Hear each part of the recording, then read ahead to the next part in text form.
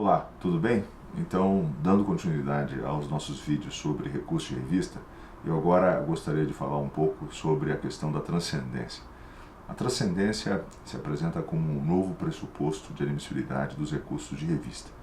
Esse pressuposto, na verdade, havia sido introduzido por iniciativa de um projeto que foi redigido pelo ministro Ives Gandra, na época em que ainda estava na Casa Civil da Presidência da República, antes de se tornar ministro do TST, mas nunca tinha sido regulamentado pelo TST. Havia, pelo contrário, uma grande resistência entre os ministros quanto à necessidade de regulamentação desse dispositivo. Com a lei da reforma trabalhista, a lei 13.467, o TST agora já conta com a regulamentação desse novo pressuposto no artigo 896-A, que foi introduzido, como disse, pela medida provisória 2226 e agora, mais recentemente, regulamentado pela lei 13.467. Muito bem, em que consiste essa transcendência? A transcendência, é importante situar rapidamente o contexto aqui, é uma espécie de mecanismo de filtragem pela relevância da matéria articulada no recurso para justificar a atuação dessas cortes de superposição.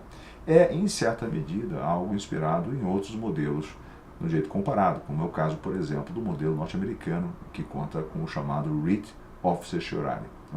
Nos Estados Unidos, a Suprema Corte só julga esses casos quanto aos quais se reconhece a sua particular importância. E aí é necessário, para respeitar o que eles chamam de Rule of Four, a regra dos quatro, que pelo menos 4 integrantes, 4 justices, concordem com a relevância da matéria para que ela então seja posta à apreciação da Corte. Muito bem, no nosso país, o Supremo Tribunal Federal, inspirado inclusive no projeto da transcendência, apresentado pelo ministro Ives, veio a regulamentar, a instituir o pressuposto da repercussão geral, que é bastante semelhante, guarda uma grande similitude com o pressuposto da transcendência nos recursos de revista. Pois bem, feita essa breve contextualização, nós temos então que apresentar os aspectos práticos da transcendência. Um primeiro aspecto a ser ressaltado é o de que o Tribunal Superior do Trabalho, até aqui, não exige expressamente a articulação de uma preliminar de transcendência, ao contrário do que ocorre com o Supremo, que exige, no recurso extraordinário, a articulação expressa desta preliminar de repercussão geral. Por enquanto, a jurisprudência do TST ruma nesse sentido, mas eu estimo que talvez isso possa vir a mudar. Seja como for, eu recomendaria, por prudência, que todos os advogados procurassem, no seu recurso de revista, abrir uma preliminar de transcendência. Uma preliminar específica, em primeiro lugar, explícita e individualizada por assunto.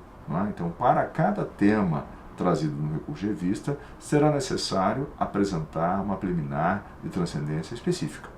E quais são os critérios a partir dos quais se pode definir a transcendência? São 4, essencialmente. Nós temos a transcendência do ponto de vista econômico, a transcendência do ponto de vista político, a transcendência do ponto de vista social e do ponto de vista jurídico.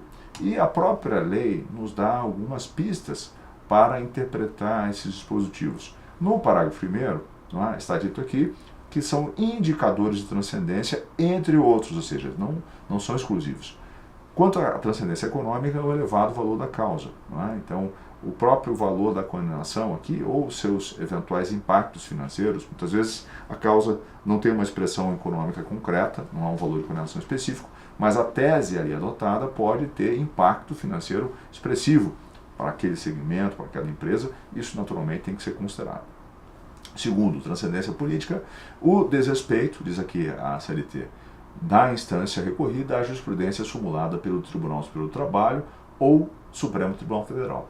Eu entendo aqui que nós temos que ter uma interpretação, vamos dizer assim, um pouco mais abrangente e considerar aqui, na verdade, os precedentes que têm um efeito vinculante, não só as súmulas no sentido estrito do TST ou do Supremo. Também temos que considerar, naturalmente, as orientações prudenciais, embora formalmente ainda não tenham um efeito vinculante no sentido estrito, devem ser consideradas. Os precedentes prolatados nos casos em que tem havido sobrestamento, incidentes de recursos repetitivos, por exemplo, incidentes de assunção de competência, todos esses, me parece, esses precedentes podem justificar a transcendência sob a perspectiva política. Do ponto de vista social, a postulação pelo reclamante, diz aqui a CLT, de direito social constitucionalmente assegurado. E aqui nós temos inúmeros preceitos previstos, inseridos no texto constitucional e que podem servir de amparo para esta transcendência social. É o caso dos artigos 7º e 8º, sobretudo, mas também do artigo 9º, por exemplo, da Constituição Federal. Não é? E aí nós temos um rol bastante abrangente de direitos socialmente reconhecidos. Depois, e por fim, nós temos aqui a transcendência jurídica, não é? A existência de uma questão nova em torno da interpretação da legislação trabalhista. Questão nova, portanto, é uma matéria ainda não enfrentada pelo Tribunal Superior do Trabalho e que seja, portanto, relevante. Então, neste caso, nós estamos diante de um aspecto jurídico que tenha relevância por conta do seu ineditismo. Não é? Perfeito, esses são então os 4 elementos. Não é necessário, evidentemente, em relação a cada tema, articular a preliminar de transcendência quanto a cada um desses aspectos. Basta demonstrar a transcendência do ponto de vista econômico, ou político, ou social, ou jurídico, para que então se reconheça ali a transcendência. Aspectos aqui importantes. Né? Não se pode confundir a análise da transcendência com a análise de mérito. Então, é um equívoco afirmar que a transcendência resulta, por exemplo, do reconhecimento de uma violação a um dispositivo legal. Isso não está relacionado à transcendência. A transcendência está relacionada à relevância, à importância do tema sob alguma dessas perspectivas.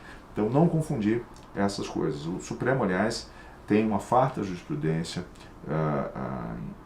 que deve ser tida em conta como inspiração até mesmo para a evolução jurisprudencial do TST em relação a esse tema.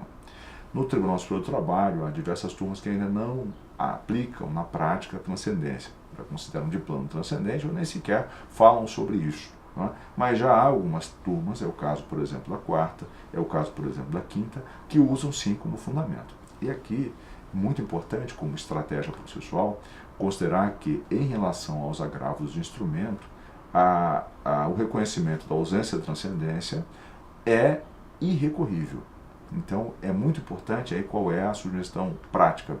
Muito importante despachar o processo assim que ele ingressa no tribunal, mais especificamente assim que ele é distribuído ao relator, para convencê-lo antes de qualquer coisa de que aquela matéria é transcendente. Porque, caso contrário, se a parte tiver uma decisão desfavorável contra a transcendência, infelizmente é irrecorrível. Diz aqui o parágrafo 5º do artigo 896-A. É irrecorrível a decisão monocrática do relator que, em agravo de instrumento em recurso de revista, considerará ausente a transcendência da matéria. Portanto, muito cuidado em relação a isso. Importante, há uma série de questões aqui acadêmicas e de ordem prática em torno da transcendência, mas eu vou me limitar a afirmar esses aspectos que são, na minha avaliação, os mais importantes. Então, cuidado no seu recurso de vista, não deixe de articular a preliminar de modo específico e individualizado em relação a cada um dos temas. Fundamental. Tá? Com isso, eu agradeço a sua paciência de ter me ouvido até aqui e, mais uma vez, me coloco à sua disposição para esclarecer eventuais dúvidas em torno desse assunto tão importante para aqueles que operam o direito do trabalho perante o Tribunal Superior do Trabalho. Muito obrigado.